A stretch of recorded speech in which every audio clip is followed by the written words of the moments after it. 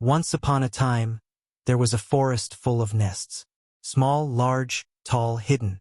Each nest was like a heart, full of warmth, shelter, and promise.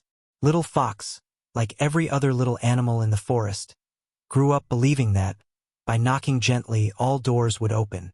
That all she had to do was be kind, loyal, and show love, and someone would make room for her. But one day, she approached a special nest. She knocked with hope. She waited. She knocked again. Nothing. The door remained closed. For the first time, she felt a strange cold outside. It wasn't just wind. It was something deeper.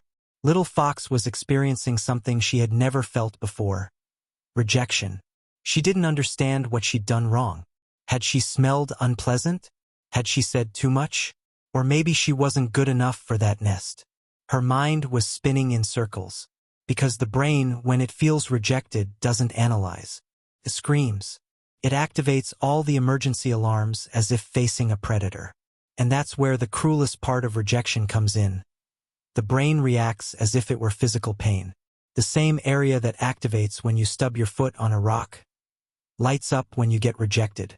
And that's why it seems to hurt so much. Because it really does. But the pain of rejection doesn't end there. It begins a dangerous phase. Obsession. The fox, trying to understand what happened, begins to knock harder. Tries to leave leaves, flowers, signs. It waits from afar. It daydreams. It believes that if it persists enough, the door will open. But some doors don't have locks. Some don't open because they weren't made for you to enter. And the saddest part, the fox's mind begins to believe the problem isn't the door. It's her. External rejection becomes internal rejection. And a new hole is born inside the chest. One that can't be seen, but weighs as if it were made of stone. Meanwhile, other nests appear. Other doors beckon. Other animals show interest. But nothing seems enough. The fox only wants that specific nest. The one that rejected her. It's as if proving herself worthy of entry is the only way to heal the pain. The brain fixates on the unattainable, as if overcoming that rejection would overcome all the insecurities in the world. And the cruelest thing is that, in this search, the fox loses the chance to experience new affections, to accept new nests, because its heart has become trapped in the illusion that only that yes can heal. And this has a name: attachment fixation. A type of emotional trap where we seek not love but validation. And while we wait for that door to open, we fail to see how many others are wide open, waiting for us. But there comes a time when the fox, exhausted from waiting and hurting himself, looks around and decides, maybe I can build my own nest. So he gathers twigs of self-esteem, leaves of self-pity, and begins to warm his own inner self.